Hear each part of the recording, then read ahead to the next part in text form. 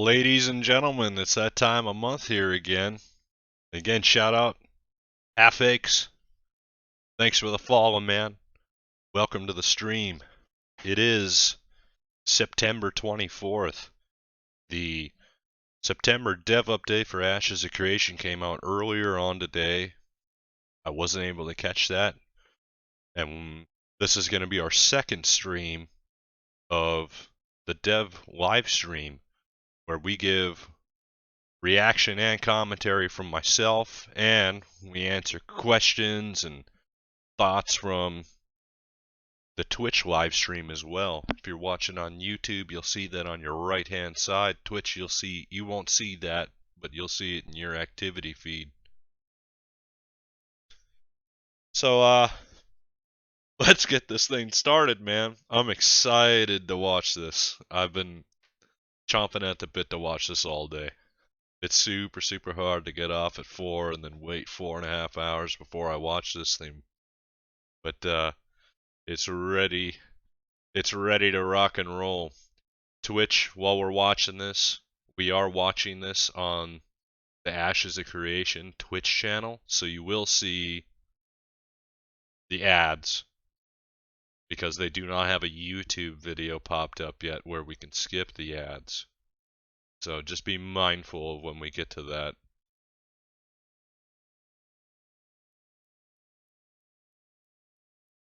Hey Scrimmage, how's it going? Good evening to you too. I don't know if you've ever heard of Ashes of Creation Scrimmage, but you're in for a treat. This game's got a lot.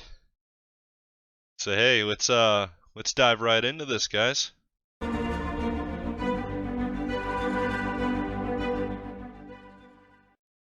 Hello everyone and welcome to our September development update. Hopefully all of you have been having a glorious month, as we definitely have been, at the grind, getting a lot of things And it's done. good to see these guys. Some of that right here. We have quite a few videos to share with you, as well as, What's our up, normal, Oath? updates from all of our teams. But just to kind of go over everything, if you haven't tuned in with us before, I'm Margaret Crone. I am our community marketing lead, and I'm with our one and only Stephen Sharif, our creative director. How are you doing, Stephen? Hello. I am doing very good. It's been a busy morning. Had some recording that we're going to show, just a little bit of recording a little later. But it's going pretty good tonight, man. It's going pretty good. I had a really fun time with some of our colleagues and friends playing a Star Wars little tabletop RPG campaign. So did you actually fight the Death Star? Because it seems like that's what was happening. We did fight the Death Star, but unfortunately, Yavin 4 suffered an unfortunate fate, and I was the last one killed, though, to be fair. I was in a B-Wing. Good deal, man. It's good to have a good day. I did too. If you don't survive, then it doesn't really matter. Dude, this guy's got one hell of a life playing Star Wars my pilot actually on the tabletop. The ship was destroyed, but my pilot experiencing that one time would be nice. Okay, well, imagine playing D&D with this guy. Yeah, he survived. I got to roll on the, because I was in a home system or whatever, so there were other little rebel people trying to evacuate, and they picked me up on the way out of the system. Aww. Well, I'm sad that you didn't survive, but you know what? It's okay. But because you're surviving this, and this is what really matters. Yeah. Real life. But yeah, we've been having a lot of fun doing a lot of even other gaming with our fellow coworkers, especially now that we're all in the office. We're doing a Magic the Gathering tournament. I know. Margaret's been kicking some butt. I have not. I've lost. I have never played Magic the Gathering. Any of you guys? I've been a big Yu-Gi-Oh and Pokemon guy. Here's the thing, though, Yu-Gi-Oh cards was my shit for a while. One of them I would have probably won, actually, if I never even dabbled with Magic. Well, they were all cheating with you anyways. They were doing free mulligans, and you didn't get any free mulligans, so Yeah, it's okay. We'll survive. It's been fun though. I've liked hanging out with people and playing games with everybody. And there are some other games that are on the horizon that we're making little guilds for that we're playing. Wait, time to time? Some games are having updates and others are launching. The LOL must mean you don't play from time to time. It's a lot of the time, eh? Making them, so let's talk That's about alright. Work hard, play hard. Exactly. I do a lot let's of talk about making games. dueling with doing when we're not my daughter. on hanging out and playing Yu-Gi-Oh and games. Pokemon. So It's a we're lot going of to go fun. over some reminders. We have some studio updates. We have a design and engineering update, a lot of videos from them with some Here we cool go, stuff. ladies and One of gentlemen. the things that I Getting mentioned to the good last stuff. stream, we'll let you guys guess what that might have been that I was talking about last stream, but we're actually going to show it here on the live stream. And then we have environment art and character art as well that we'll be doing. And then we have some Q&A. So you guys submitted some questions. We're going to answer probably roughly 10 of them, but if we have extra time, we may answer a few extra. But first and foremost, let's go over some reminders. First and foremost, guess who's going to be starring on a show? Stephen Sharif. We're gonna. Stephen is going to be Ooh. joining When's the that? discussion round, the Ashes of When's Creation that? discussion round, over on This guy. twitch.tv/BC Giant, which you can go check out on September 26th, which is this Sunday at noon Pacific. So definitely go check that out. I think they have a on the Reddit, that's you can this submit some Sunday. questions still. So if you want to submit questions, pop on over and put them over BC there, Giant. and you know, maybe Stephen will answer your question on the live stream. Honestly, never heard of them. Next, Yeah, that'll be fun. yeah, and that's their 100th episode, so it's a little bit of a fun celebration as well. Next No up, neckbeard. we've got Yeah. some cool I things was from our actually community. thinking We the just same wanted to thing. do like an extra shout out to you guys. Thank you so much for putting that lovely letter together. We really appreciate it. Oh, that was It awesome. was so You know, awesome, that and guy's the dev team MMOing just the like shit out of loved his it. life, team though. loved it. And That's the good like heart and feely stuff that definitely is the biggest motivator for any developer to read from a community when you go through what is a lot of endless hours of work and putting together a milestone for the development, right? And you get to read the response from the community. And this was it was a very comprehensive it was very comprehensive. and the little doodles and stuff are so Yes, cute. I love those. Those are great. Like we Some said of them were last stream, features from too. our I mean, game, you almost too. I gotta be a loved it. neckbeard Yeah, that was pretty with this cool. voice. Have to Right. It be. was very cool. Big Like hearts doing from the dev team to everyone D&D at of you break, guys for being such an awesome community and so This supportive. would be and it really makes crazy this to work for process this place. such an enjoyable and easy one to pour your heart into because you have such an awesome community behind you. Yeah, I had happy tears. And of course, we have our reminder that our cosmetics are going to Hell be yeah. swapping over. The We got Coliseum's this. Favored will be swapping over on October 6th, 2021 at 11 a.m. Pacific. And you can check those I out got the over on our money shop as well as on our on news the article account that has right some now more to bits, drop which it I'm on sure this pack, all and when of they release the our next work one, friends out there are interested in reading. if it don't even look So snag it while even it's hot. remotely The as next good set's as this coming in. one, boom, And I this like one's the little snagged up. snail. Yeah. That thing's so cute. Look at its little legs. People are obsessed now. You know what? I got a lot of hate for the snail with the legs, but now you What? all like it. You all are into it. Yeah, I like the little gimpy legs. They're cool. Oh, that snail horse There's cross a she's reason talking they have about, that legs, thing did man. look pretty Guess what's in the badass. water? It's If kind of these funky snails are looking, that but big and they have long legs, guess what's in the water and why they evolved to have legs? That's the real question you should be asking yourself. DLC does have one of the best communities, most Beyond that, we definitely. have, I guess, I think so too. some more dev discussions to chat with you guys about. And so with that, we asked you this month actually 2 questions for dev discussion. One was, how much time do you typically spend on character creation, and what are the tools you like to have available when you're building your character? Do you focus on race and class synergy, looking good, or something else entirely? And you all have sent some wonderful feedback for us. We've been compiling that, as well as you can continue to send us feedback. We'll keep looking over at anything new that's added and additions. So please feel free to do. I will say that there is some exciting stuff on the development front for the character creator. I sat through an hour and a half long dissertation from my engineering team, presented by Adam, Clayton, and Zach, on the endeavors and objectives for the character creator and Hold the tech up, just that's so we going to can be answer created for Scrimmage it. here. Scrimmage, this is a MMO RPG that's in development right now. They just finished Alpha 1 here in April or July? July, sorry. Right now, they're working on building up content to get to the Alpha 2 stage. I got some videos on the Discord that I know you can get to, but check out some of those videos. It's really hard to describe to somebody what Ashes of Creation is in a quick amount of time, and I don't want to be talking over the stream the whole time. So check it out on our Discord here since you're there. Watch that video over in the Ashes of Creation Center, and it'll give you everything that you need to know right there. And the tools for the character team, and it does look pretty good. I don't think I've seen this is a common comment from the I engineering do team. like my I don't MMOs. think we've ever seen this elaborate of a character creator in an MMO before, so I think it's going to be something pretty cool to share with the community when it's ready. Yeah, and like we've said in the past, if you're kind of new here and you don't know how that stuff is going to work, we are going to have the character creator be available before launch so people can kind of create their characters, Hell yeah. take your time. We understand that when it comes to like launching a product, you on launch day, you want to be just as competitive as everyone else. So you don't want to spend the hour time creating your character. So we're going to give that to you a little earlier in advance so you can save your character. Hell no, and I be want able to spend like quickly 10 utilize hours the that whole day template as before, you going make your character crazy on going it. forward when we launch. See, I know my engineers, by the way, are listening, especially those that presented in that in the character creator meeting.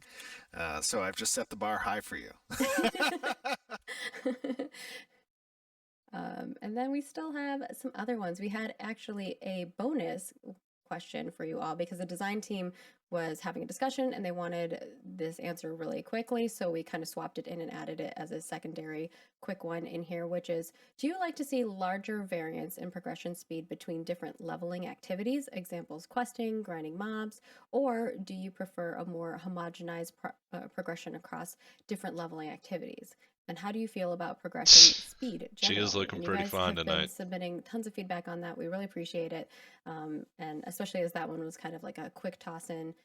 We do have some more Within that night discussions bot, coming you up don't got as per good luck with usual. that, bro. We're I still gotta in delete development, that so guy. we still have a lot of things to ask you all.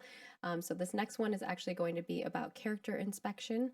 So keep this in mind in cap because we have a lot of things that we're working on for character. Ooh, I think that was one that I had asked design to send off to community as like an emergency question to the community.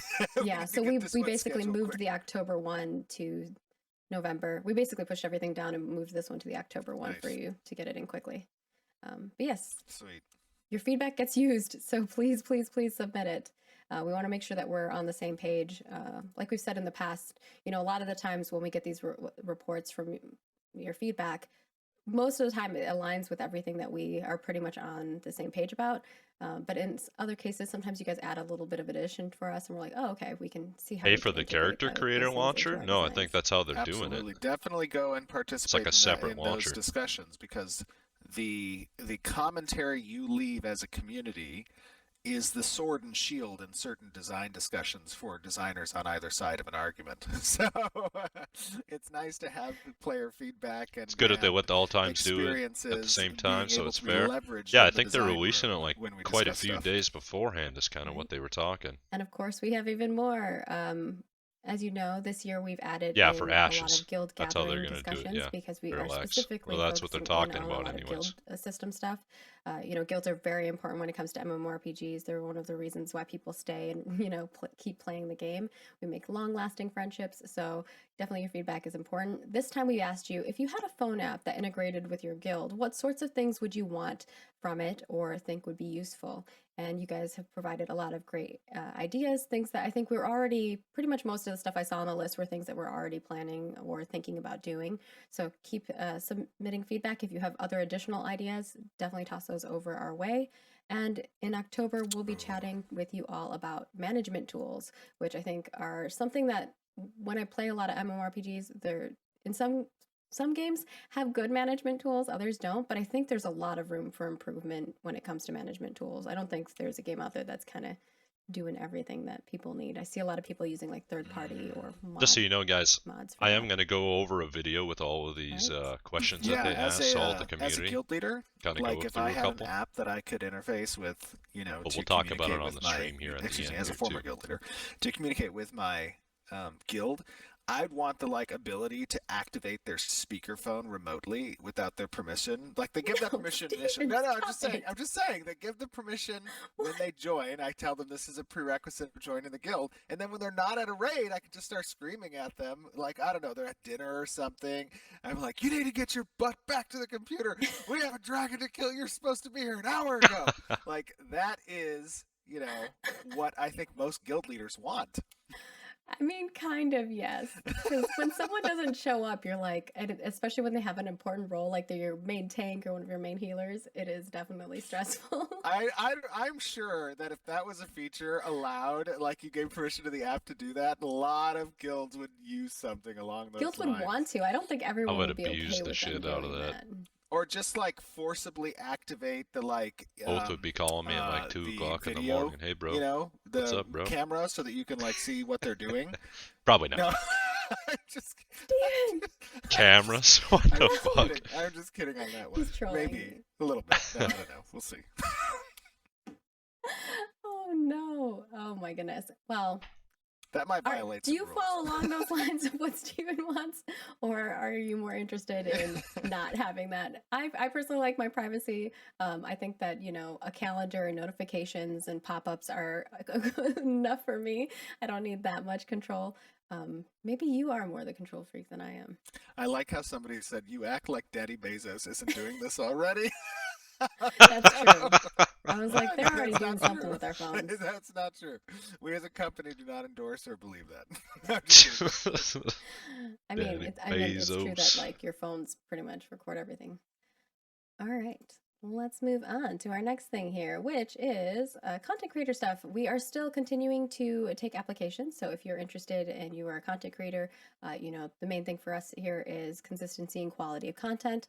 So apply to the program. We are not Just accepting anyone into kind the of give some program input quite on yet. this. I am in We're this. still in our second Well, round of I've interviews. applied for it, I've so been I'm not meeting in quite a it few per people, se. looking at a lot of resumes. But one of the We haven't requisites quite found for that it perfect is you person need for to us, and have like we said, our main consistent goal is to hire content people that for we really feel are Ashes of perfect for our Creation, which teams obviously having and 2 dev are going streams to make isn't enough for that. solid, But intrepid this is family something members that that we they're have going to here be for doing when the long game for comes long out, Tier lasting 2. teams. And when we And get with to that, the once we do alpha, hire that person on, we 2, will be bringing on our training program, we'll sending be out making a invites lot more for folks. content on the channel And for also, if you weren't Ashes as invited to well. the So program or we the do training have a chance program, getting you will into get this. a So message pretty anyway excited about that. telling you why, so that you can work on, doing things to improve it so that you can be able to reapply at a later date. But yes, that is that. The only other thing that I have for you all is web update stuff. If you've been keeping an eye on everything, we did have a small downtime during this month. It was specifically to fix some bugs. Those bugs have been resolved. It looks like everything is going smoothly. The primary one that people had concerns about were folks who were in Europe who were having trouble purchasing, but hopefully that has been resolved for you.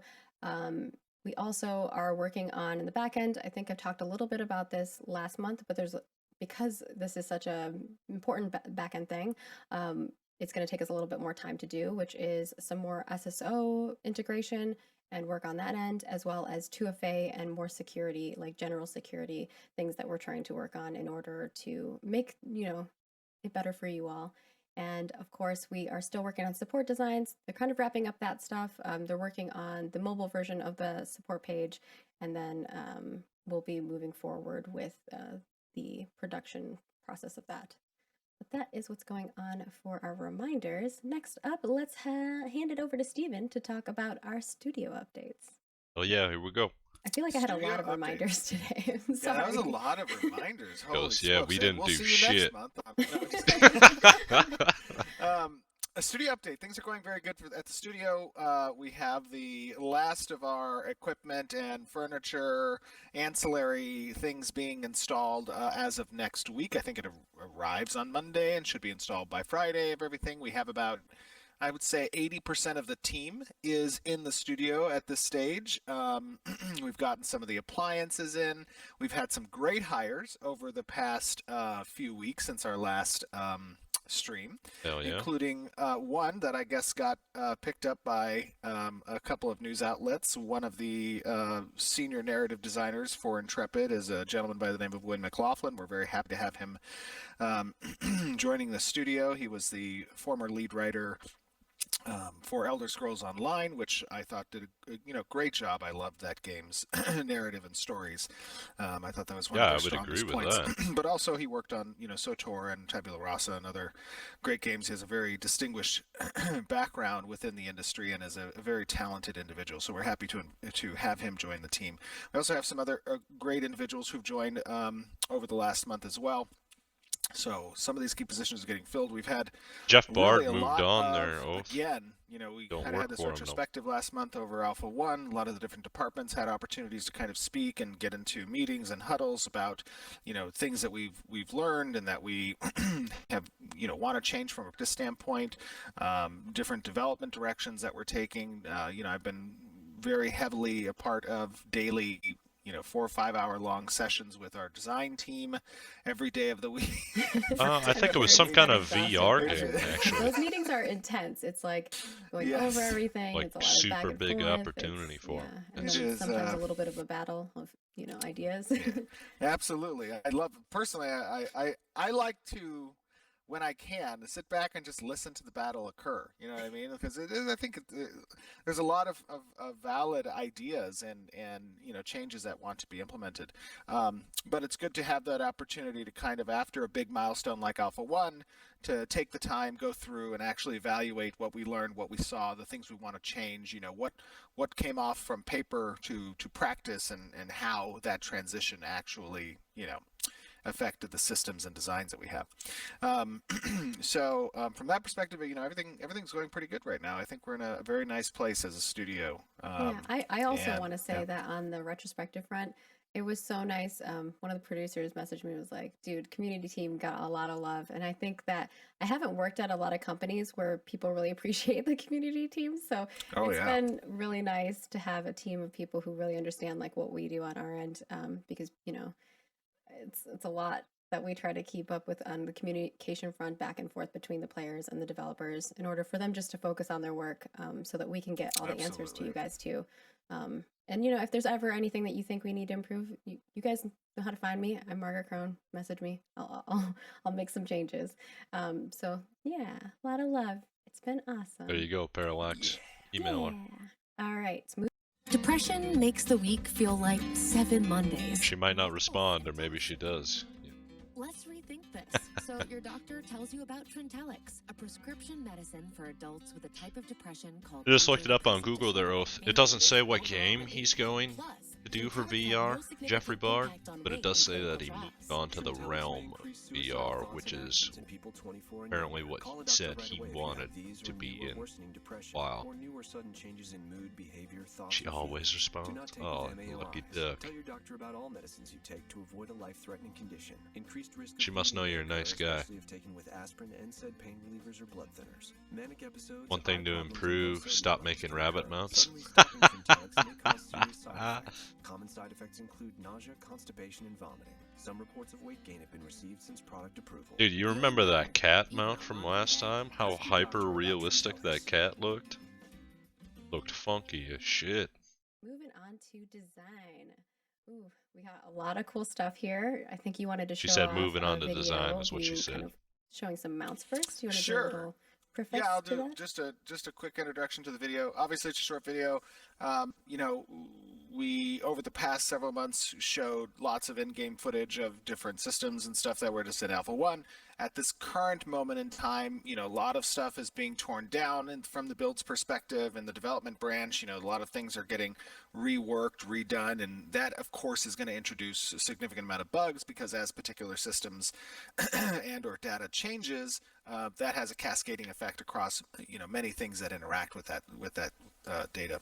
So this is just going to be just a brief kind of look at some of the a new armor set that got implemented in the game, a couple of the mounts, and just quick 5 minutes of that. So nothing too crazy.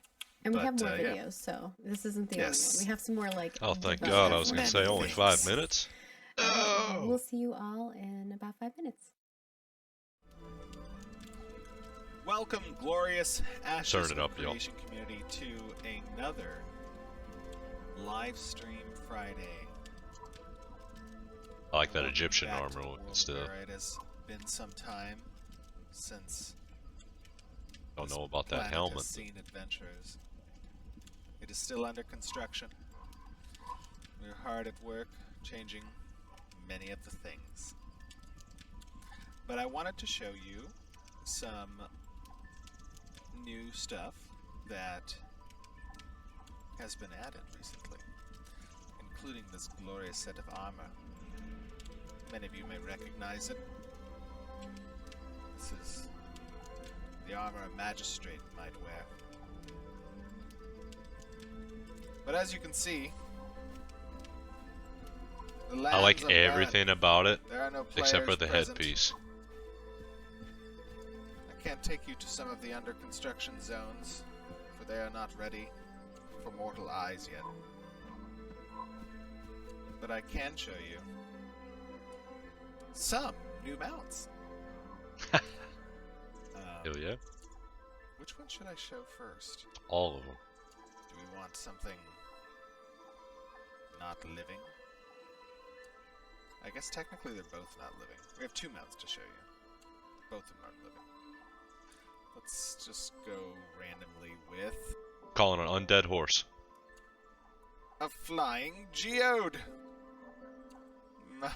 What? So as you can tell, this guy's a little bit different. He is definitely a little twitchy, and he's got some dangling, what appears to be vines that are kind of sticking out of him. Why a geode would have vines? Look at how that character's Yes, like as good as mounted mine. on him though. That's This guy, you know what he reminds me of a little bit? When he flies, you'll guess what he reminds me of when he flies. Get ready. it flies. Oh, he's walking. Okay, he walks. Oh, I'm I was sorry. gonna say Wait, what? We're in walk mode. This is his he's walking kind of thing. Look at how my guy's trying to be stable on top. He's like, I don't know about this. All right. He's got the Wookma, no hands. Oof. Look at him move. I love his little Yeah, that's pretty cool. tentacles. Yeah, this guy's pretty cool. He has a little jump. Obviously, there still needs to be some polish here, but as you can see, the little Geodude is a fun one. He's different than your normal mount. Alright. Next up, we have Alright, Scrimmage, thanks for Another. stopping by. Peace out. non-living creature. Prepare yourselves.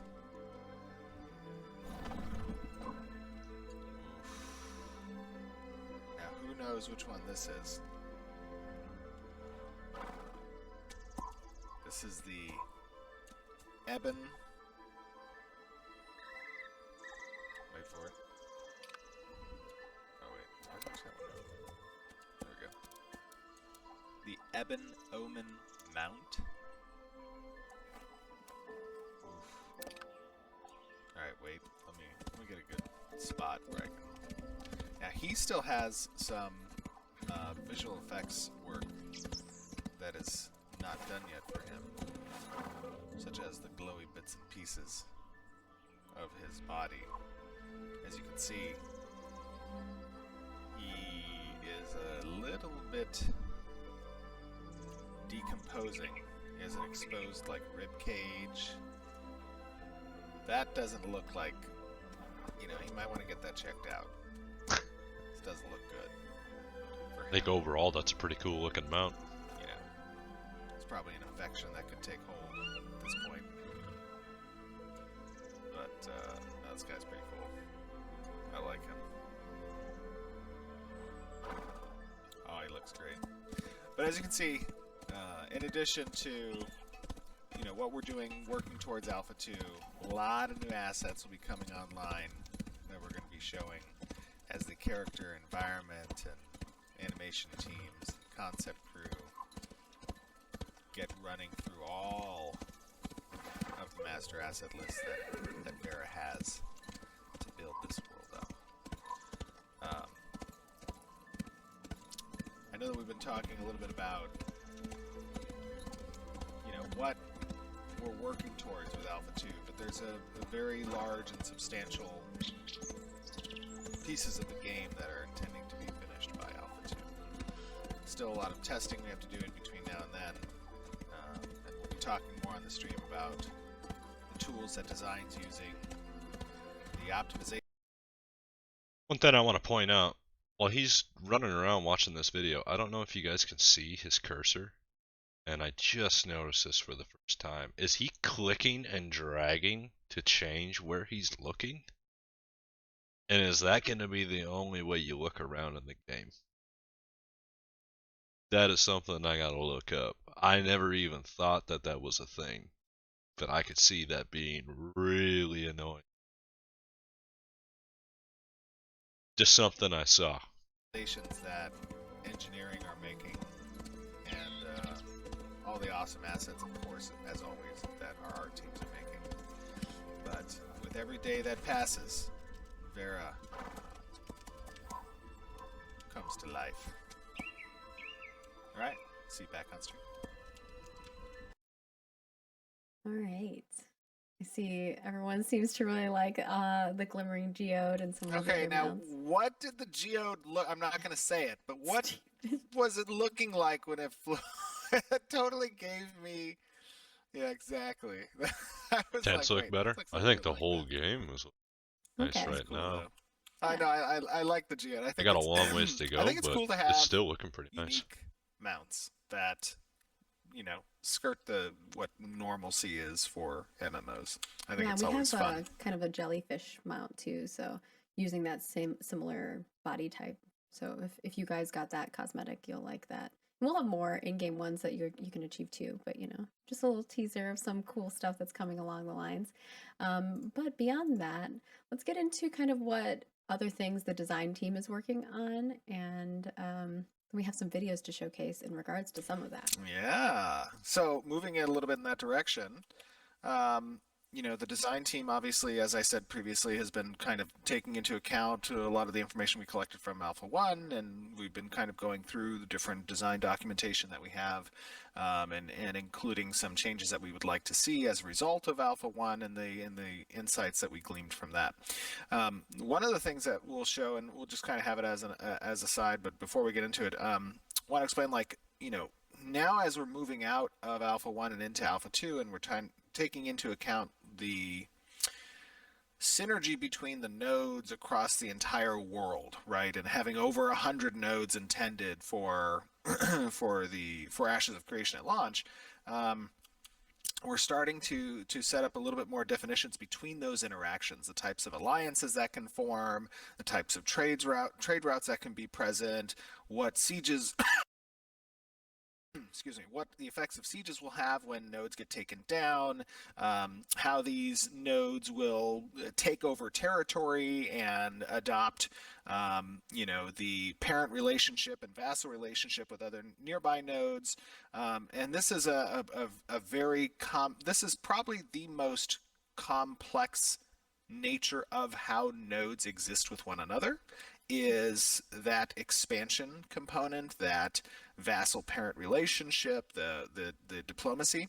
And a few of the designers have been working together to kind of, in the past we kind of put together like little mock board games and stuff like that to kind of play out scenarios. But we actually now have visual representation from a program perspective that we can actually simulate.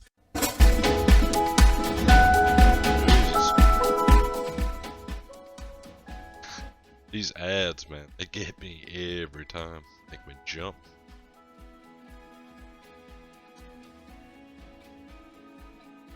Have I been looking at the fan art? Dude, I'm like mesmerized by the fan art the whole time. I love the fan art. Like, a lot of them look really, really nice. Is the new crispy chicken sandwich taco from Taco Bell a taco or a sandwich? Orange juice is good. That makes the taco. If you don't have Who makes the best taco? you don't have a taco. Bit of a bread burn there. What restaurant makes the best taco, y'all? Vertically, that's a taco. YouTube, you're in the comments. What restaurant Makes the best taco. You've heard the arguments from both sides. Now, which side are you on? The new crispy chicken sandwich taco from Taco Bell. What these types of progression is going to look like in the world of Vera using the Vera map. And, you know, I'm not going to say don't look into this video and think that you can glean the specific locations of these nodes, because Hell yeah, Papa John's.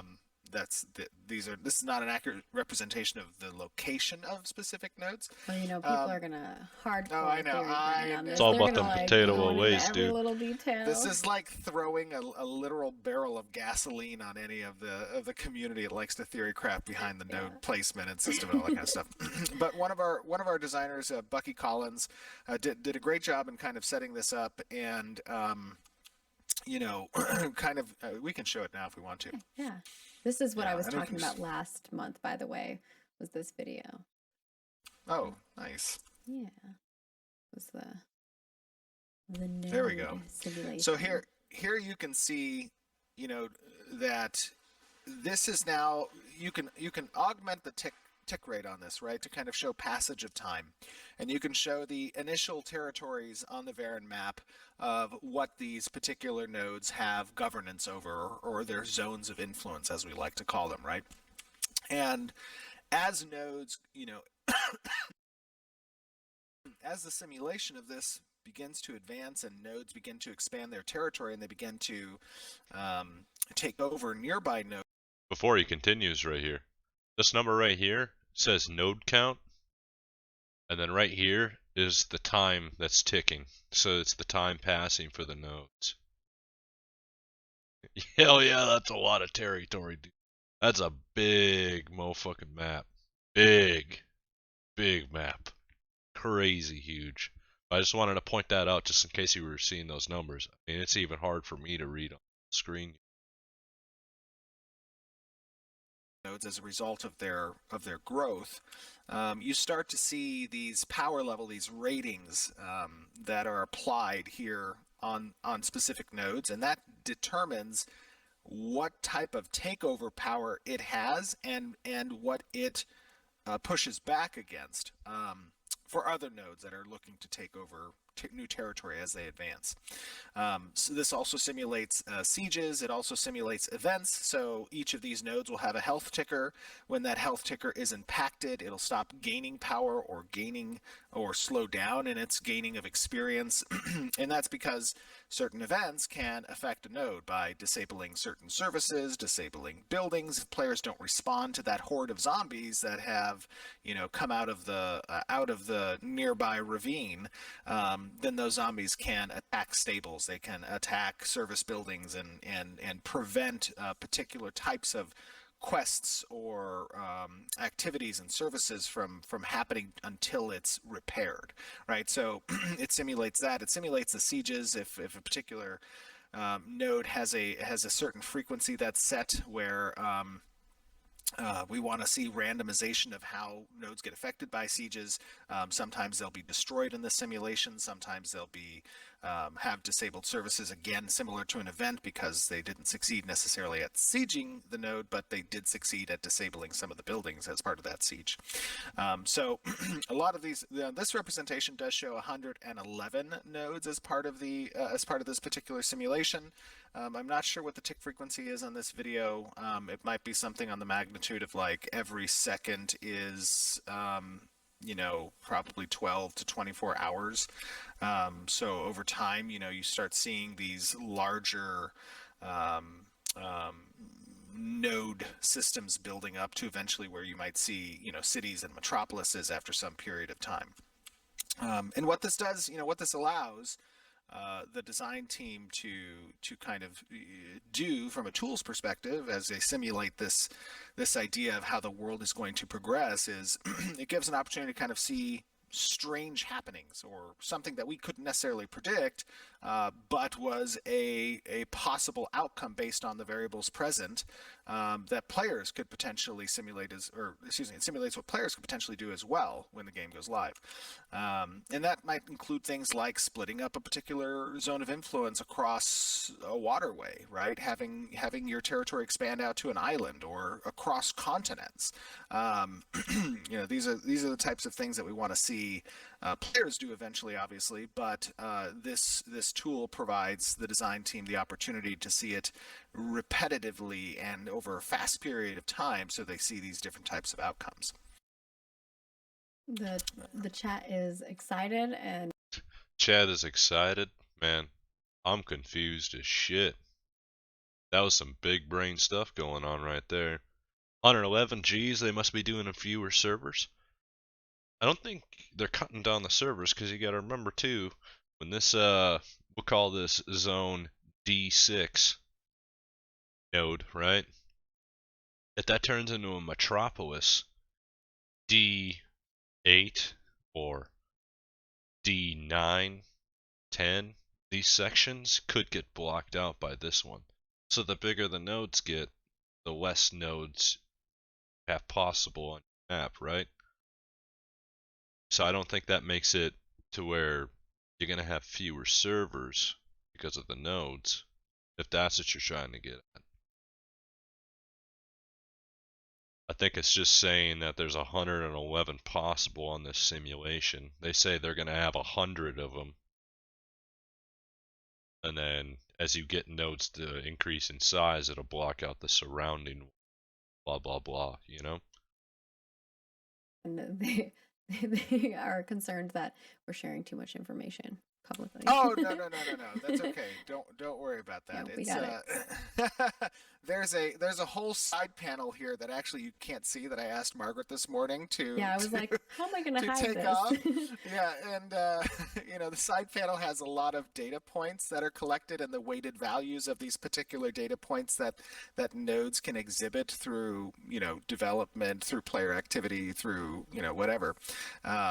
And again, these locations aren't the locations of the particular nodes, but they do show what that interaction, what that almost territory-like, politicking will be between nodes. Yeah, the persistence and how it will evolve over time. And imagine Which I'm having very that excited job, about. watch I've this thing all played day. I think my There's only a few brain games would that fry. have that kind of persistence over long periods of time, but all of them have been really fun. So I'm excited to see it come to fruition, especially in an MMORPG where, I don't know, especially when you can have your own space in your own house and your own freehold.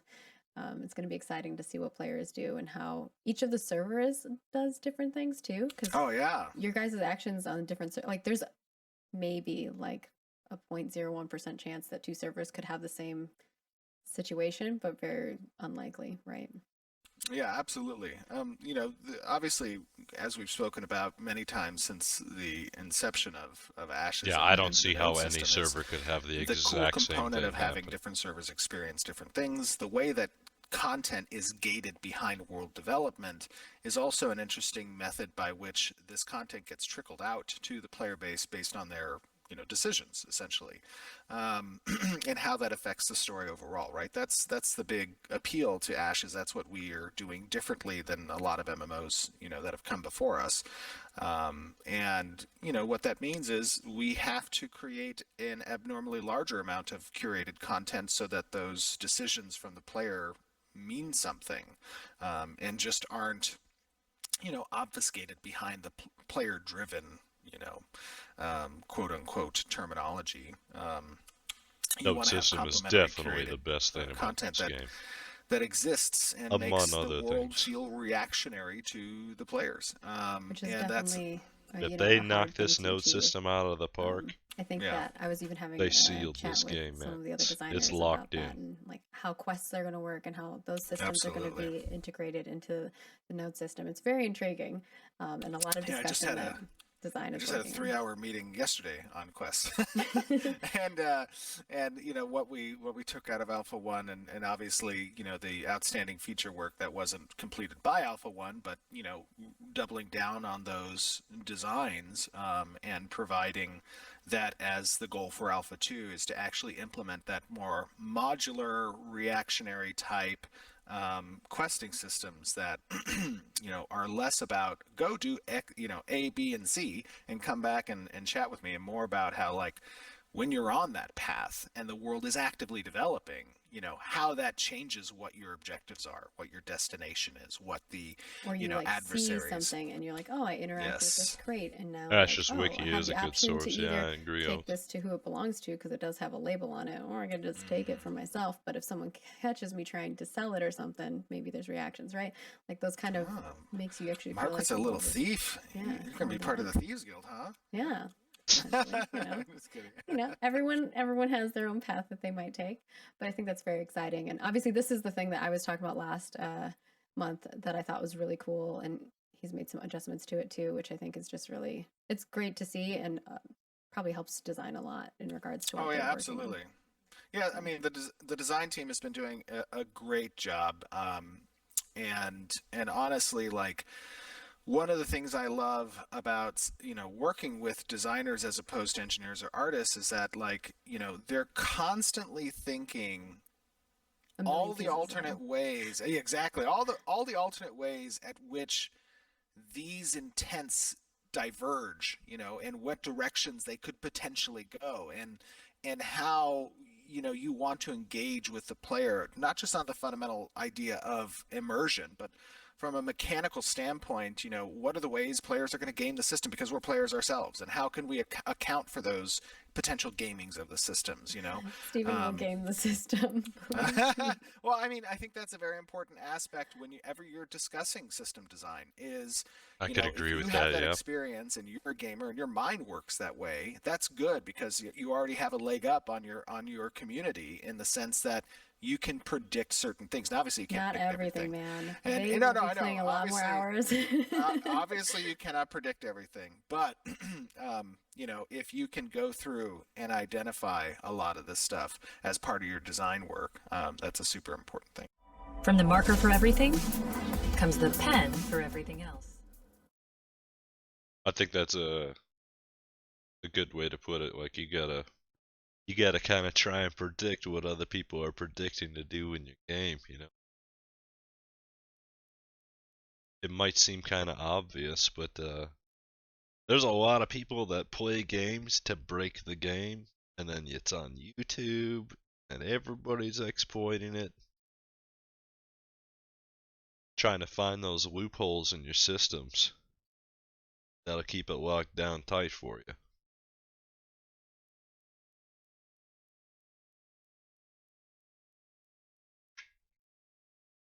Don't know if anybody's seen that Doom Patrol, but that show is shit.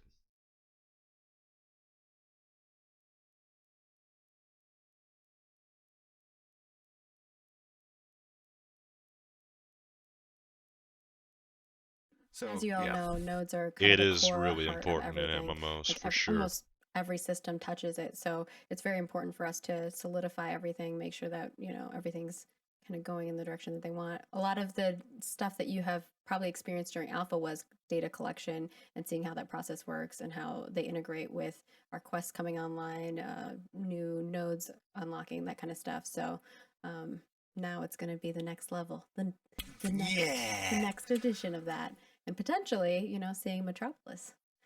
Metropolises. Metropolises. I think it's Metropolises. All right. Beyond that, is there anything else that the design team's working on that you want to discuss, or do we kind of want to talk about what they can expect to see in the next few months versus like the long term?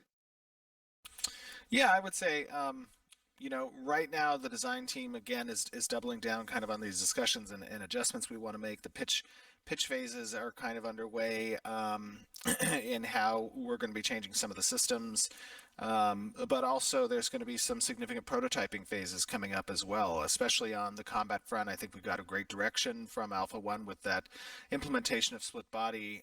We're going to be taking a look at some additional universal skills that could potentially be applied, such as universal block and dodge and potentially parry and stuff that kind of lend itself a parry little bit more ability? towards the action side, or at least towards the skill side of having these options, and then being able to potentially be universal progressions as well, where players can enhance those universal abilities if they wish to allocate skill points into that. So this is something that obviously we're taking a look at. We're going to be working on and prototyping, and it's going to be pitched as part of the combat discussions. But you can probably expect to see a lot of conversation related discussion topics from community on certain things, with perhaps even some demonstrations of the prototyping so that you guys get context for what you're talking about. That might be pretty cool to see, and that'll probably come online over the next couple months. Yeah. And anything that we can go more in depth with, we will put video and articles out with. But a lot of the stuff that you're going to see is maybe little short snippets here and there on social or here on our live stream. We always try to make sure our live stream our live stream has kind of like everything encompassed. So if you missed anything, you kind of have everything that we've done in one little bit for you. Yeah. Cool. And keep in mind one other thing, like as you guys are looking at this map, the world of Vera is very large. It Hell is a yeah, pretty it big is. MMO world from for at least comparative standards to other MMOs.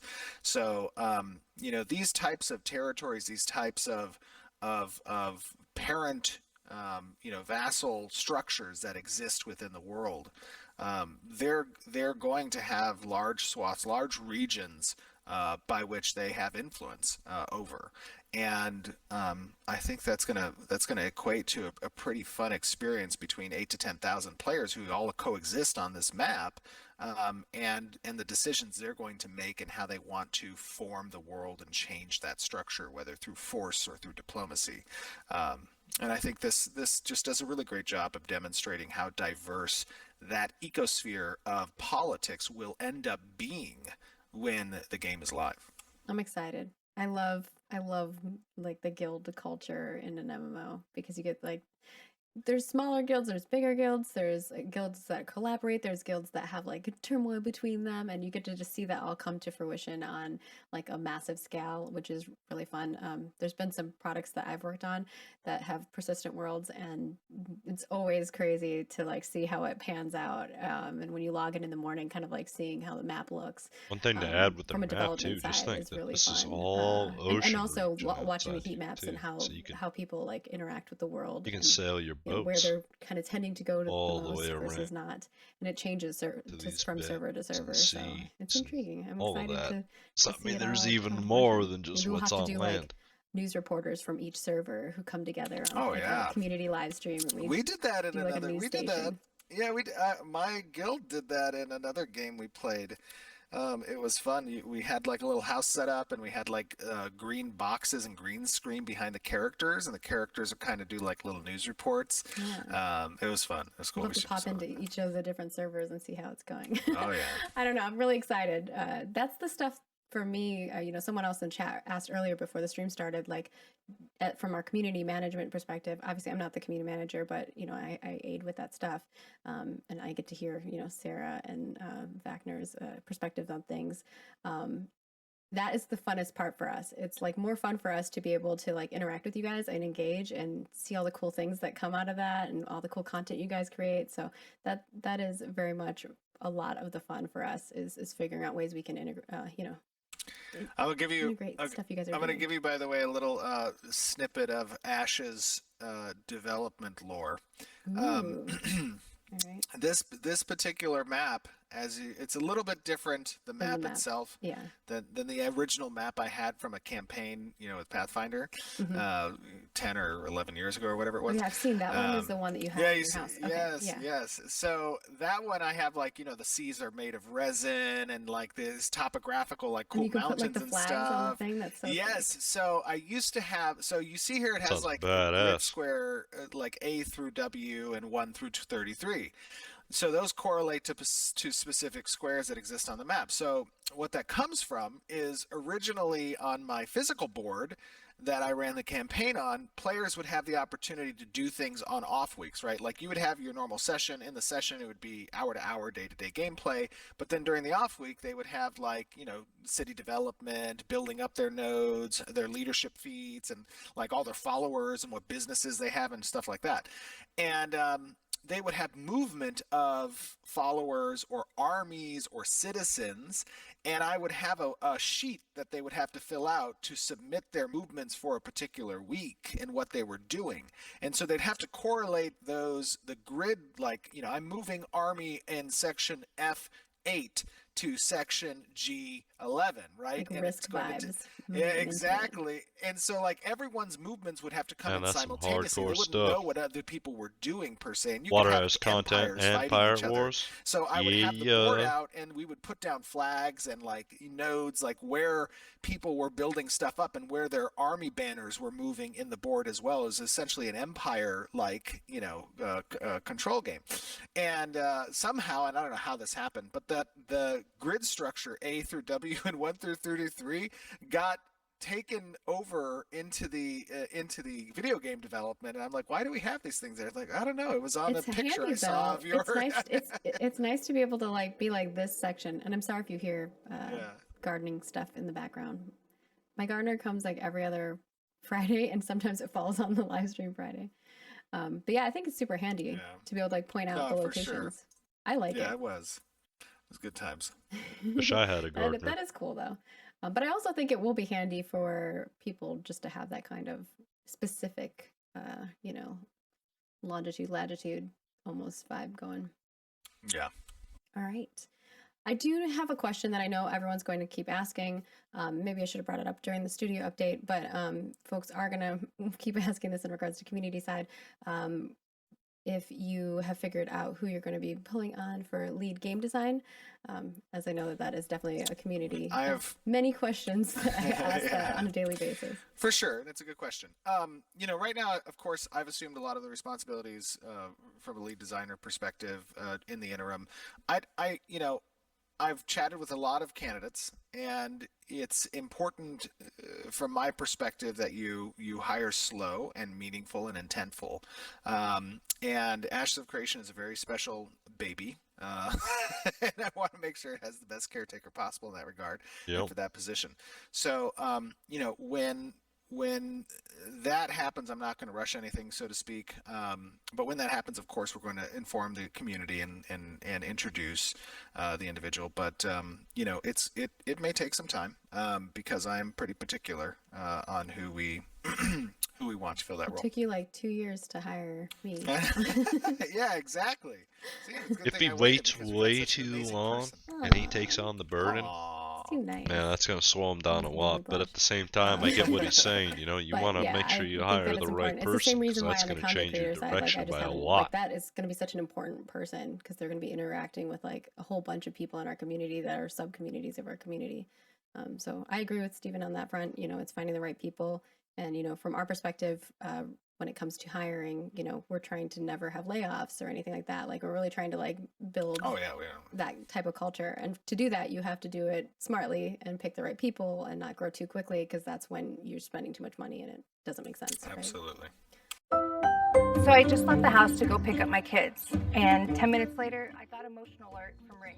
My alarm was going It'll be off. interesting I to opened my see app, and there's this guy running out how the long front it door. does I actually didn't know take who he him was. Before I could do anything, I got a call from to Ring. get somebody hired. Ring alarm monitoring. I'll send the police right over. When it matters, Hopefully it's Ring not alarm too is long, the you know. protection I was looking for. But at the same time, it's his game, Help save my house from his a break-in. people, Protect his your money. anytime from anywhere with Ring Alarm. So he's gonna do what he wants to do, Ring.com. At least he's a part of it and making decisions on which direction he wants to be going. game as well. Because it seems like he does have pretty much the final say on yay or nay on what goes in the game. Maybe he doesn't. That's just my initial reaction to it.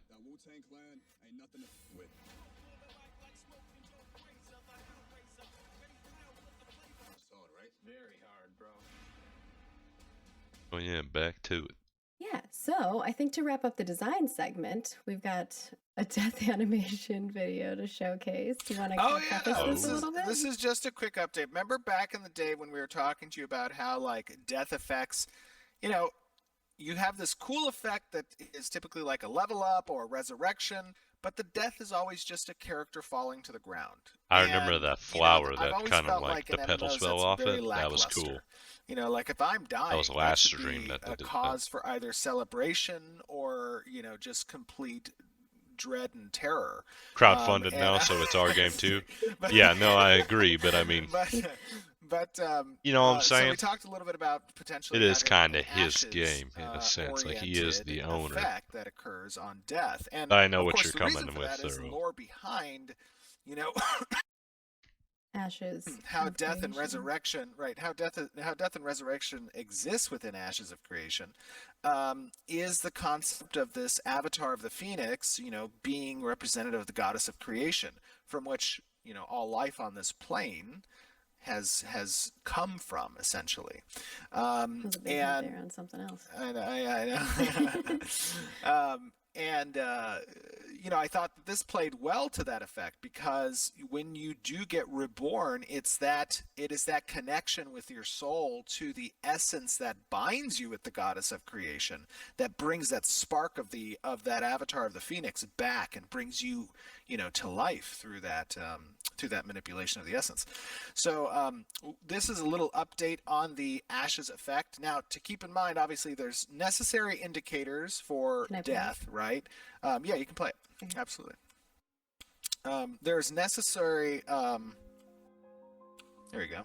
There's necessary information that must be conveyed, of course, to nearby players. One is the location of the body. If you want to select them and attempt a resurrection. That's pretty cool. Two is does that interactable have equipment or gatherables or something that you can interact with a inventory and grab items from. Now this is for players, and not for mobs, of course. But those can be conveyed through, you know, lit I like how embers, the animation that is when he exist within the dies. ash I don't know how I feel about you should when still be able to they select resurrect. the ash pile to potentially resurrect. Both look cool, When you obviously, select it, you're but still going to get the character name above on a targeting nameplate. You know, this is a type of stuff that we want to make sure we still convey, even though we're implementing this type of effect. But I think, you know, when you think about combat, especially mass like when he combat, dies there and he's like and laying you're on the fighting ground, when left he and gets right, resurrected, it almost makes sense for and me to people are have the just ashes kind of bursting form into the body, flames and then he as they're stands up dying. like I think less that's just quickly, going to be such a much more It's epic probably event, because, you know, they with resurrect those him, types of and then you're effects going supposed to be off able to left and move right, right away. than just watching bodies fall to the ground. All right. And moving on from there, we I do have some agree, cool though, stuff from our instead of engineering team, ragdolling, which, you know, we having don't an always get to animation show like what that's pretty engineering's cool. working on. Often we just get to talk about it because, you know, security reasons and things of that sort, or because it's, you know, code and it's hard to visualize that until it's created into a system that design or art has had their hands on. So talk a little bit about what we're about to see here, and then I'll play it while you're talking about it. Does that sound right? Sure. What am I looking? What are we talking about again? We'll start One more with the thing? unmerged version. Of Oh, I'm I sorry see, I about see, I this see. Okay, so this is Streamlabs from Nightbot engineering's here, guys. perspective. I don't know why it's deleting all You your know, we talked messages. about wanting to show you something, and we can't really I'll take show care you of that code. here after the stream But here. what we can show you is the effects of optimization. And we have one particular engineer who's been working on kind of the rendering side of how we can show a lot of people on screen, a gentleman by the name of Clayton Stamper. And to give context here, at least from a terminology standpoint, you know, when we're talking about materials are essentially these data objects that are comprised of textures, you know, parameters that inform the shader, how a mesh is intending to be rendered on the client side. And draw calls are essentially a CPU telling the GPU what to draw. It's a process of feeding all the textures and parameters to the GPU so that it can start churning out triangles. And GPUs calculate stuff very fast. So every time the CPU has to actually integrate it with something else to draw, the GPU has to move all of its data around, known as context switching. What was that? Oh, She meowed. oh, little kitty. That helps the technical jargon, actually. I like that. She was like, "What's happening? I need to hear. I need to listen." So this context switching can take time away from actually doing the rendering. So we can show here what Clayton's been working on, which is essentially taking materials which were previously like chest, shirt, bracer, gloves, shoulder, legs, boots, helmet, face, body, taking So those many different materials. bodies. And I know, so this is 1,000 players being rendered on screen. Now, obviously, they're not animating, they're not doing special effects, they're not casting abilities, but from just a render perspective of these meshes, of these materials that are demonstrated, all those different pieces, they're all drawing separately. And being able to use a single material with obviously with the exception of like different organic components that get LOD'd out quickly, the GPU only expects one call per player instead of one call per piece of equipment on the player. So here in this video, That makes this sense. is the first one, right? This is Yes. unmerged. Yeah. So I here put them in the order you Clayton, told me to. here Clayton's demonstrating, the unmerged 1,000 rendering, and this, you can't see it here, but you could see it normally on the right side. The think I can. FPS for 1,000 players, and again, the reason why this optimization is important is because we intend to have, our goal right now is 250 versus 250, but we want to be able to have, or at least target 1,000 players for a particular battle, right? We've mentioned that in the past. We want to try to get up to 500 versus 500. So these optimization efforts are to that end. And here you see that the FPS in the top right corner is like 7 or 8 on average. So not too good from a rendering perspective. So we can show the next video.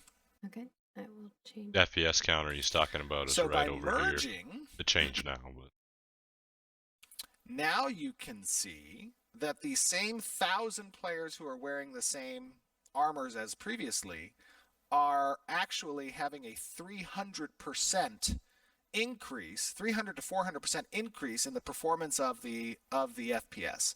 So it went from 7 to about 21 on average.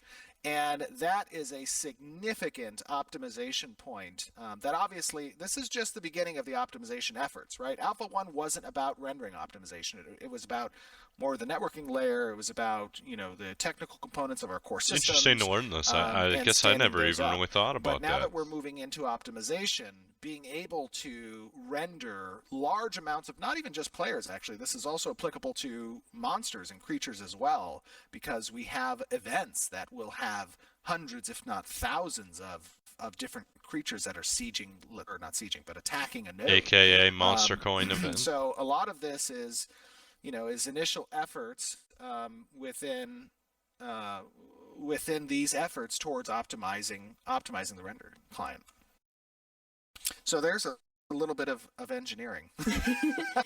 I'm sure they appreciate us covering their stuff. So I know often they're like, McPee's like, I can just show you some code really quick. But I know that a lot of them are working on tech debt stuff at the moment as well.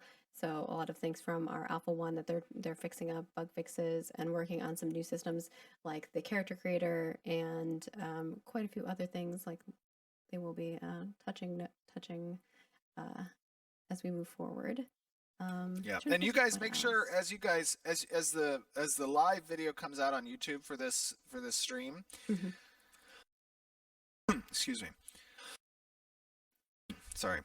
Make sure you comment on whether or not you like seeing this type of stuff. I know a lot of times art and design get a lot of the glory from just a in-your-face kind of perspective, but engineering is the magic that makes the miracle kind of work, right? Like, And it's like a What do glue. you guys think Yeah. about it's that? I right. mean, I don't So mind if you seeing do stuff like like that. kind That's of seeing something the stuff and hearing about the I stuff, make sure never to comment wouldn't that have you thought did enjoy about it and asking. you want to see more of it. Oh, they definitely do. I think we did a couple social posts where we asked people what they want It to makes see, and they sense. definitely said they want to see more tech behind the scenes stuff. I know that one of the questions that comes up, and I figure we might as well bring it up now, due to the conversation that we're having at the moment, is UE5 and what our plans are in regards to that. And I know that we do have a team that's kind of investigating and evaluating tech as we see tech come online. I don't know if you want to go into more details in regards to that. I wasn't UE5 planning to is talk about that. Unreal I think I Engine covered most 5. of it anyway. Is that we're always looking at that stuff. Right? As I've said in the past,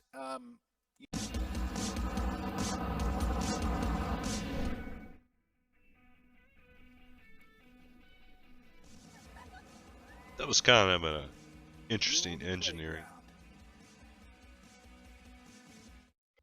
The new crispy chicken sandwich. Oh taco man, from here's those Taco Bell. tacos.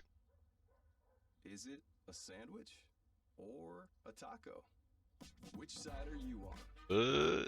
Try it with special pricing on the app. Valvoline Crispy Choice breakthrough chicken motor sandwich oil is taco. introducing it, and we've been reinventing it ever since. From the first high mileage oil to the first synthetic blend. Could be alright. Could be alright. And those who tried them. Valvoline.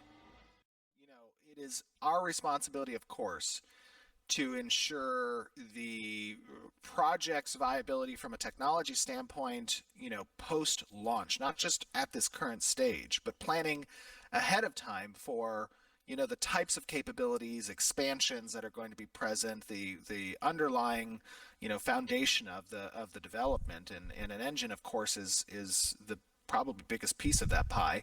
Unreal 5 has some great capabilities. It And has chips and a salsa lot of sounds amazing good. I haven't had tech chips that Epic and Unreal Engine have all developed year. for that particular next iteration of the Unreal Engine. It is, of course, our responsibility. A few weeks ago, actually, no, I'm sorry, a few months ago, I did ask a few of our team members to begin evaluating Unreal Engine 5. A few weeks ago, we formed a official strike team, that we call it, a strike team Steven to likes to call evaluate. things strike teams. I do like to call things strike teams. What else do I Quorums call and strike team? teams, Oh I yeah, feel like are quorums, your- small yeah, councils, strike councils, teams. yeah. Yeah. Becomes a Dang, dude, don't do that to yourself. What do you mean? Do what to myself? One thing I wanted to add to here, guys, is say whatever Unreal Engine they're on right now is 4.5, right? And they want to go to 5.0. There's a lot of things you need to switch before you move into that. There's a lot of things that you need to redo, I believe, is what they were talking when they went from like 4.1 to 4.3, and 4.3 had like water visual effects like upgraded on it. So it was more beneficial to their game in a sense. I don't know. I'm kind of back and forth on that, Do I want them to have the best tool available to make the best game? Yes. But if you keep going, oh, alright, so now 5.3's out, so let me switch to that one, and then it takes you 3 months to update, and then you continue progressing. How many times are you going to upgrade before you just say, okay, we're done? That's where we're stopping, Maybe that's just me being unrealistic about it. Maybe that's something that all the development companies do. I'm not sure. That's just something that I wanted to point out. Chips, eat chips. Oh, dude, I had to start that keto diet this year. couple big new names for It's been helping me out. I'm a lot healthier Anyways, now this for it. I do specific miss strike team chips, though. is intending to have representatives from every department on the development team to go through tech for Unreal Engine 5. And of course, as we evaluate it and we make a determination on moving forward, we'll keep the community apprised of those decisions and I just know explain it's- things as we go forward. It's a common high question that we get. We get a lot of people who ask For that, sure. so I know you weren't maybe ready. All right, I'm gonna move I into also art. use Go ahead. task force. I'm sorry, someone just Oh, yeah, reminded task me. force. I also Yeah. used when I was in when I No, used to not be a guild leader, Cheeto diet. I designated Keto. groups of people as strike teams or task force a lot. So, and then we also had an engineering core that were the crafters and the farmers and stuff. But anyway, sorry, go ahead. No, it's all good. We're going to move into art, and we'll try to go through these pretty quickly because we do want to wrap up and also do some Q&A. And I know Steven is a busy guy, probably has a lot on his plate. Oh no. I know. So moving over to environment, we're going to kick it off Ooh. with some I'll talk a little bit about what they're working on. That's a nice and table. show you guys some props that they're working on. I could throw that in my continued, freehold. work on props and updates and replacing some of those previous items with some new ones. These ones in particular are the Kalar ones, and we'll also be showing off some Dunir and Empyrean ones. These are desks, a chair, and stools, so you can see the different vibes of them. I'm terrible with the They're working race on names. Is legacy asset Kalar cleanup, elf? some node I can't R&D, even which is like remember. research and development in regards to landscapes, towns all the way through metropolises, systems overhauls and evaluations from post Alpha 1 feedback. Kalar might actually be like their They're also variant working of on world landscape human, development quote and unquote. pipeline reevaluation in regards to that, and tools and feature overhaul post Alpha 1. So kind of like talking about what they're going to be doing further in detail in regards to those things. And also landscape edit layer tech, which I know another kind of more I guess I'm tech not thing. really sure, you know. But they're working on that, and some of that is for non-destructive workflow.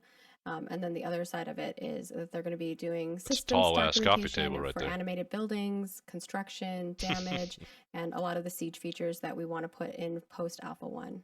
So yeah, just a lot of cool stuff. Moving on to Dunir, so you can see some cool Dunir props that they're working on. The detail's so great. Yeah. Love the detail. Amazing stuff. You know, when we start having housing and being able when to you're place looking at things in that your house, I think it's flower so fun. plant I mean, on we have top housing. of that We have piece our right there, one as well. I think it just wasn't as Margaret you actually can, like, place all added the things that you wanted to and upgrade it's items and craft items for it. Yeah. interchangeable, like what plant you can put in there, if I remember. And the fireplace, we have some paintings, some pots, and a weapon rack for the Dunir. And then for the Empyrean, we've got... Hey, look at that dwarf face. The painting. Yeah. Yeah, it's been a while since I've looked at all the stuff here, too. I know you guys are excited by dwarves. So I kind of forget the bits and pieces here. It's hard to keep up on it and then have a change, and then I think we had what said, you like, knew was 2 wrong months now, from you the know? time of last stream, we would have more dwarven things. But we are working on some dwarf revamping as per a lot of feedback from the community. So thank you so much for all your feedback in regards to the way they look. In fact, we had some internal discussions regarding how they looked. So I think that, you know, it was an easy decision for us to make that change. And so the signs definitely look a lot more smithed, like some lighting fixtures, blacksmith type deal with a wood plank to it, you know. Buildings. I think they were more like stone-ish here the last time they showed it. That can be utilized in towns. Yeah. Very beautiful. I saw somebody said they wanted to see some orcs. I don't have any orcs for this one yet, but we What are about working that? on What some about orc that stuff. one image? Remember that one image? We could share that one image if you want. I can grab it. That It's up one to you. image? Okay. Throw it up there. Yeah, while you grab it, let me preface it. Hell yeah. So obviously, you know, we're now going around. Hi, Parallax. I'll and catch you later, bro. taking a look at the different races that didn't quite make it into Thanks Alpha for stopping 1. by. One of those particular races, as we're modeling the base body for the Renkai. Obviously, getting your feedback on this, I think, would be a cool touch point with the community as we're working on this actively. And we could probably, you know, even after the stream, if you want to, we could even throw up a little, you know, dev discussion preview of the bodies and see people's kind of reactions to the Renkai and their representation and stuff. We'll do some social posts too, for sure. Yeah, that'd be cool. Yeah. You have the image. I sent it to you. I sent it the other day, right? Yeah. I'm gonna put it in the character art section. Nice. We go to the Okay, character cool. art stuff. Very cool. Very cool. We'll kick it off with that. So just keep in mind that the Renkai, of course, you know, for those of you guys who don't remember, the Renkai are more, you know, bulky, bigger stature kind of orc, right? And one of the discussion points that we had is like the ability to have varying skin tones among the orc race, because traditionally, right, orcs have just kind of been demonstrated as either red or green, right? And you don't really have much agency from a character creator standpoint on if you would want to be one or the other a little bit. So here you can see That's the honestly how when I base think of orc, character that's what model. I think it looks like. And its size, its stature, this is a middle of the road type of physique, right? Because the idea from a character creator standpoint is that you're going to be able to augment different components of his body. You're going to have scales that can, not scales, you're going to have scalars that can deform or create a less muscular physique if you want it, a little bit more out of the shape. But this is the green one. Do we have the other one as well? I have the red one. Oh, perfect. So like here's a variant color, and being able to kind of choose in between the red and or the green, having the ability to kind of slide. Did I say scalars? Sliders. Thank you, Yeah, Diggs. sliders. Appreciate that. Sliders. Scalars. Sorry. We Is all it know where early? you were going with it. Yeah, thank you. Scalar sliders. You all know. We've Honestly, I all was seen like, what the character fuck creators is a before. scalar? Yes, but these guys stand considerably taller than their human counterparts, the Renkai do. And as this gets online for Alpha 2, and you guys can see, as we'll compare them head to head with other races, the Renkai are the tallest species, the tallest race in Ashes of Creation. All right, I'm just going to back up to environment for one moment. We kind of skipped ahead a little. Should we show one other thing? Maybe just one Yeah, you should. more thing? Is it the dwarf stuff? Yeah. Yes. Yeah. So Can we huge go- feedback. Do it. Oh yeah. Sorry, Yeah. we can go back to environment. Let's do that. Yeah, just because we didn't wrap up environment, so that they're in the I'm- segment, because we kind of I'm like just are like switching jumping around. Margaret right now is just like, Steven, what are you It's doing? because I have to do like the timestamps for everything, I so know, I it's like know. if we jump around. I'm sorry. It's okay. So we do have one other thing from art, which is, and I know you're going to be excited about this one too, Stephen. And while we're talking about this, I'll go grab the dwarf stuff. We have concept art for the volcano area, and also the transition from the yeah. volcano area to the other, Nice. to like the other like foresty realm. Very cool. Their last And then volcano area also, I looked know you pretty wanted to cool talk a too. little bit about the ashy version too. which we have to- Absolutely, yeah. Oh, nice. Yeah, so as you guys know, we have many biomes in Ashes of Creation. But one of the things we're playing with, that kind of ties into... We've seen something along a these little bit lines with maybe this at the picture. weather system, but I guess it's not just a weather system, right? It's like even an event system, like ash coming out of a volcano, impacting Look the at local that. biome with this kind of ash, material layer, whatever that exists on, terrain or foliage actors and stuff like that, just to go the next level in seeing how events change the world, seeing how weather. Anything to drink? Just water. Hold on, we're coming! And I like how they got the volcano stuff. That's pretty cool. I like how that can change the terrain, and like after a volcanic eruption, typically you'd have ash on the ground, so they even got it where the biome will change to where it's got ash covering. It's pretty cool. Taking something already cool and then taking it to the next level. We'll see how well that works out.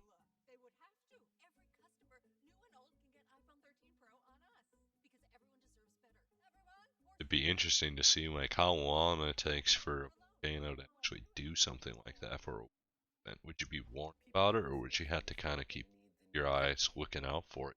And it puts us into this like really bad cycle where we fall into overconsumption.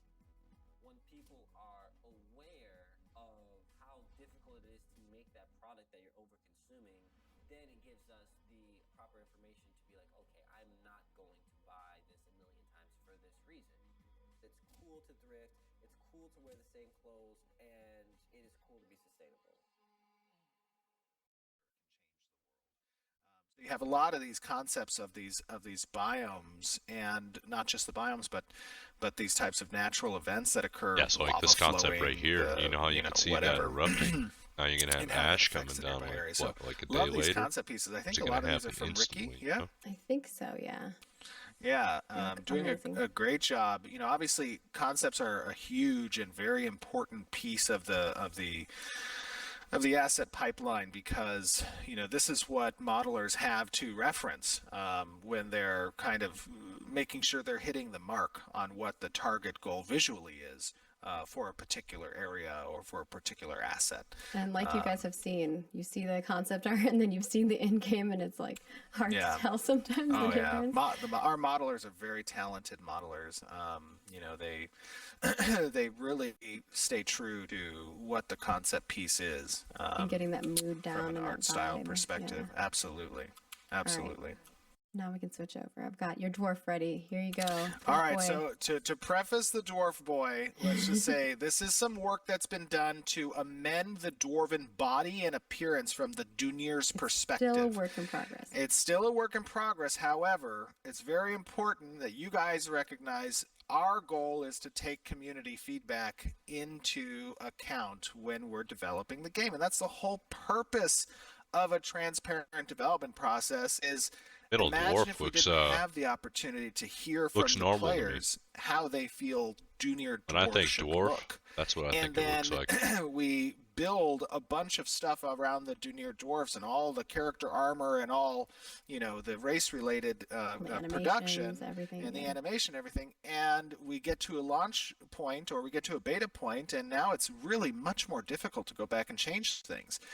So that's why it's super important you guys give your commentary and you tell us, you know, what you're looking for, because we get to go back and we get to amend the model and we get to change things. And that's answering basically what you guys as the players have given us as the developers, information that is very important to the development. So super big shout out to you guys in the community, giving us your feedback, telling us what you would like to see, because it is a great directionary tool for us to take a look at and then use as reference pieces, even potentially where we get to change these things. All right. And I'm just going to show our lovely orc folks again, just for if you didn't and you're watching this like post live stream, we did talk a little bit more about the orcs in the previous segment. So definitely go check that out. If I forget to put a timestamp in there. But here's Margaret's going to kill me after this stream. green one. I'm not going to kill you. I'm And then just here's kidding. the red version. But we have, you know, a lot of work in progress in regards to orcs and where they're going to be playing out. This is just the base model, so you can, you know, go a little bit wider. What do you guys think about that more orc? muscular or less muscular. All right, next up we've got. You're watching on YouTube. our Put down in the Husband comments what you Inspire, think about the I can orcs show like that. You like here. the green, you like the red. So this is kind of the progress you'll see here is, I thought I had it start with the concept, but I guess it's going backwards. So you have the Ooh, that's a concept cool art shield. for it, then you get to see kind of like what the high poly model looks like, and then of course the final product. But it looks pretty amazing. I think the art team did a fantastic job. I think Steven has some concerns with how it's like curved, but you know, maybe we'll make some Yeah, adjustments. no, I think the detail is amazing, and I think it looks great. The only thing I would probably take a look at is just that kind of more concave. I like it. Yeah, doesn't it's like it. different. I don't know if I like it or don't yet, but the model itself is beautiful. I'm excited to and, see someone make cosplay of it too, because people Yeah, have made some absolutely. cosplay of some of our other shields and swords before. For sure. And we won't show this guy for too long, but this is our Ebon Omen, which Steven did show off in game as well. If you were watching that No, portion. it still has some effects work that needs to be done to kind of bring the glowiness out of those interior You could see it pulsating under sections. its tummy though. 'Cause Yes. it was like, See, he says they're going to work on the Oh, yeah. glow of it.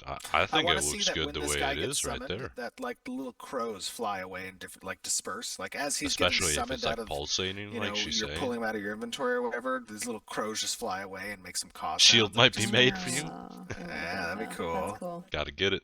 I'm into it.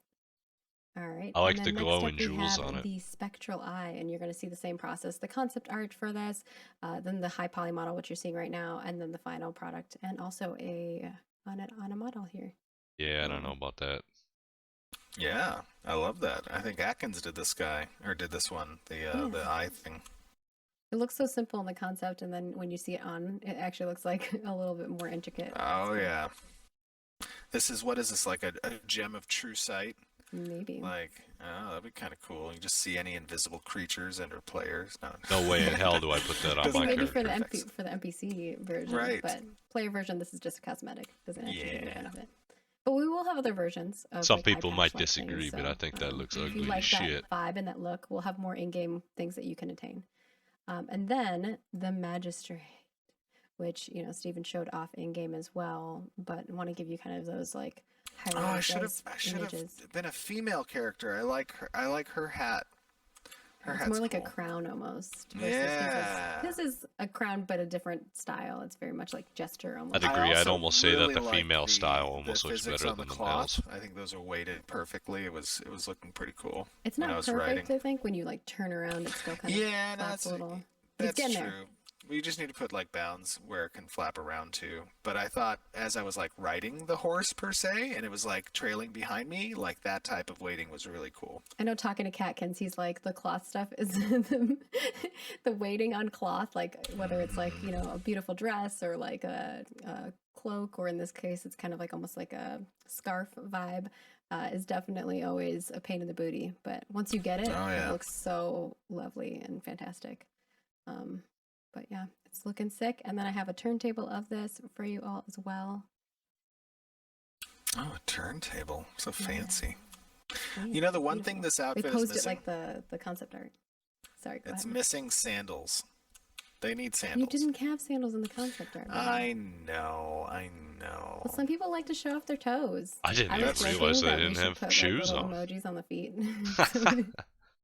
Because like a lot of people do that on social media right Yep, now. now they need some I know. Jesus The doctor sandals. said I can't wear sandals anymore, so I know, poor maybe Steven. that's How why are we you going to be didn't the put- sandal lord? I don't even know. Maybe just carry a sandal with me, just like put it in my pocket or something. Just like you're like if someone's naughty, you just take the sandal out. Yeah, just smack them. HR. Stacy's like, what's happening? Why Oh, are we no. slapping people with sandals? All right, that is it for our character art at the moment. A lot of them are working actually on fixing up some of the models and things like that. They're working on our dwarf model, so that's all that stuff is kind of being in the work in progress, and also pumping out some of the other creatures that we have. I think some of the more mount and pet oriented creatures, so that we can fill the world up a little bit more for design in regards to dungeons and things that they have planned. Like the next set is actually, the next cosmetic set is for a specific dungeon, so definitely stay tuned for the lore on that Ooh. because it's pretty sick. And A dungeon we'll set. get right into the Q&A and we'll wrap things up if that works for you, Steven. Unless you have something extra you want to add. Sounds good. No, I don't think so. All right, guys, let's hope for I some good do have a questions hard here, stop huh? at 12:30 though, so I don't know how many Okay. questions we have. Let's try to power through as many as we can. All right, rapid fire. Rapid fire. The first one is from Sunscript on the forums asking about Alpha 1 archetypes, and they want to know, should we be expecting any significant changes to the ability list shown for the archetypes that were playable in Alpha 1? And I would say yeah, Yes, absolutely. right? 100. The ability list in Alpha 1 is nowhere near what the ability list will be. I'm not sure especially if there from, hasn't like, a been- level has been slash dungeon progression sense yet. standpoint. So you can expect it to be incredibly different. Next one is from Morph the Great, wanting to know about difficult content. What is your opinion on allocating dev resources to make something that only a tiny percentage of people will experience, like a quest achievable for one person, and would that be possible?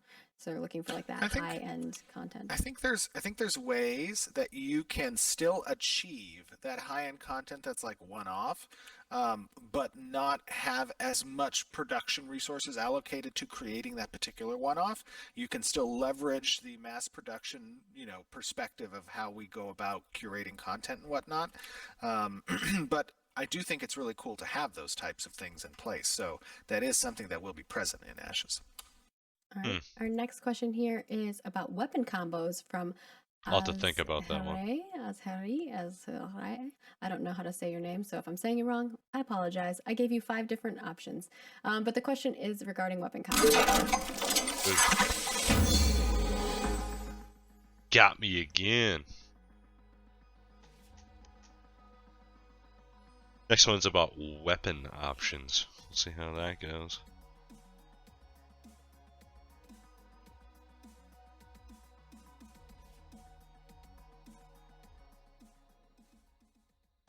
So far, these are kind of some weak ass questions compared to last time.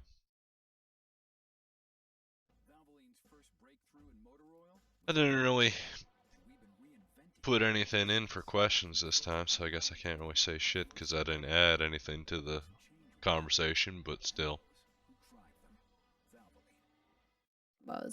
Were the attack strings we saw from melee weapons in Alpha 1 part of the weapon use combo system that has been mentioned in previous information on weapons, or is the weapon use combo system still intended as something else entirely?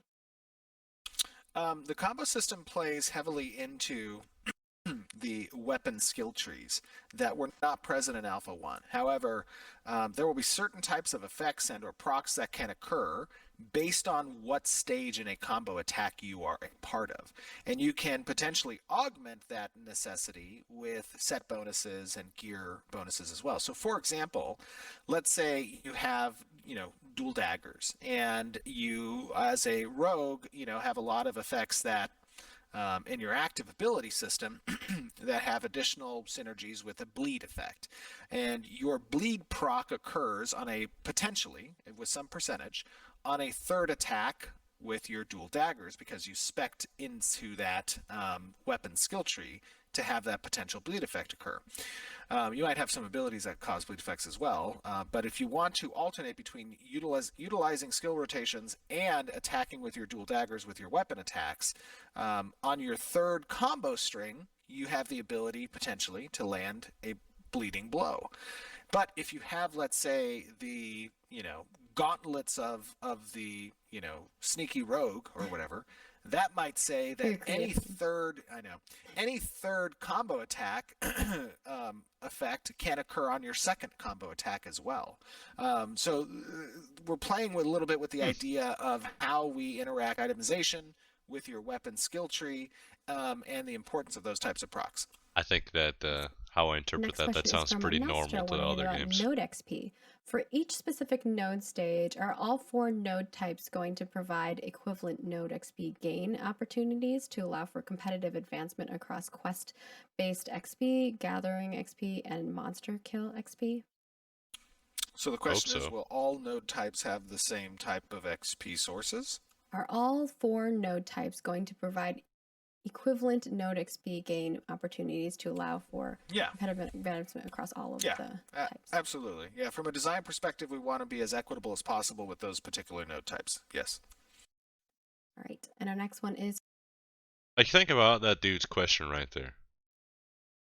Is every 4 node type gonna gain XP the same way as the other ones? Like, think about how fucking broken that game would be if they didn't have it that way. You know? Just answer your own question there for a second. From Magic Man wanting to know about quest. Will all 3 types of quests, narrative, event, and tasks, be given by NPCs, or is there a specific location for each of those, like a notification board in town for tasks and some sort of announcement for events and NPCs for narrative? I think it's going to be pretty spread out. So some will be on some boards, some won't be on board, some will be hidden, some will be local. If you move into an area, you'll see it. Some will be gathered from a quest giver. There's going to be a lot of opportunities by which these quests can be almost discovered as well as known to go to a specific location for. So having a mixture about those, variety, exactly. George Black wants to know about blocking. Can you give us any developments regarding active block, hold button down to block since Apocalypse? Not yet. That's something that is scheduled for the prototype phase that we're going to be discussing internally amongst the designers and the combat team, and then we will likely share with the community once we've nailed down a few approaches and prototype them out. I think you actually mentioned that in the design segment about blocking and parrying and stuff. Weightlifter 445 wants to know about Arena. Can you give us any updates and features in regards to the Arena? No. They haven't done shit to the arena The yet. arena system, as we've spoken about before, is going to have ladder systems where people can progress within certain seasons based on their win-loss ratios. The importance of arenas are obviously that players have an opportunity to participate, practice out certain builds from a PvP perspective, and can Because compete right now, with one all he's another really telling you within is the basically system. what their concept of So arenas is. not a lot has changed on the idea of how arenas are going to be facilitated within Ashes of Creation. We've spoken about this in the past on a few occasions, so I would recommend checking out the wiki for arenas. But the intent again is to give players an opportunity to participate against one another in a structured format. On like a smaller scale for the arena stuff, right? Versus sieging is large scale. Yeah. Right. Easty or SD wants to know about guilds. Will there be an option to customize guild roles? For example, either creating our own ranks or picking from a list of options, maybe apart from the essential ones such as guild master, an officer, or even allowing these to be renamed? Yeah, absolutely. I think there's going to be functionality present within the administration tools of guilds where you can customize the names of particular ranks that you want to grant specific types of permissions to. You'll have a list of permissions that you can create custom roles, and you'll be able to check mark those permissions so that that role has access to those things and you can assign them out to your members. Additionally, there's something to be said for how guild structure from a membership perspective is organized, right? Having night groups and having specific compartments or departments within the guild structure that has a leader associated with it. That's one of your officers. I think that's a cool concept as well. There's a lot of ideas we have on the administration side and how the UI and just mechanics of a particular guild structure is facilitated. All right. And our next question is from Neurotoxin about dwarves. How much work went into armoring the model for the formerly Dunir compared to the Nakua? Or was the original Dunir done first in anticipation that it could end up being Nakua proportions instead? So basically, I'm not quite sure about the question, but I'm wondering if I think they're meaning did we start with one and then kind of alter it to make the other, or yeah, well, start with one and then race has its, so when you think about modeling armor pieces, each race has its own set of geo for individual pieces, right? So if you're talking about pauldrons and greaves and breastplate and stuff like that, we don't just take a Dunir breastplate and then deform the breastplate to the Nakua.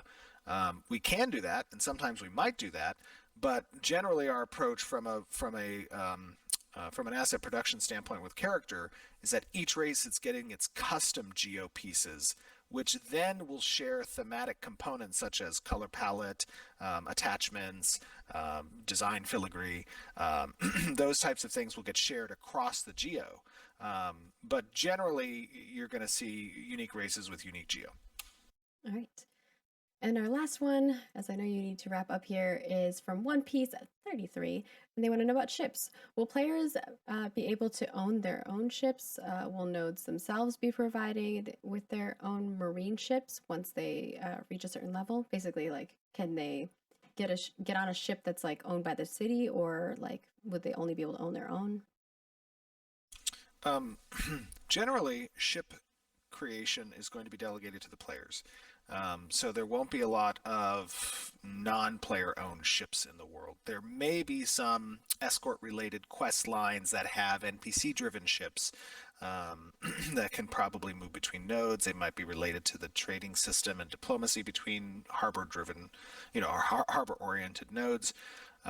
But for the most part, all ship creation will be delegated to the player. You're gonna have to build up a ship or Yeah, find not somebody very who has much one if you want to get gameplay. across the seas. That's right. Now there will be NPC ships out on the ocean that are adversaries. I would or agree, monsters, and those will be targets for players to go out and potentially try to. I don't know how raid, you guys destroy, feel on kill, these find, questions right treasure now, find, but I and all feel that kind like of these stuff. are all kind of questions. All If right, you've been and that following wraps it up for Ashes, our Q&A, most of as them I you know kind of know. you have to wrap things up as well. But thank you so much for joining us for our dev update.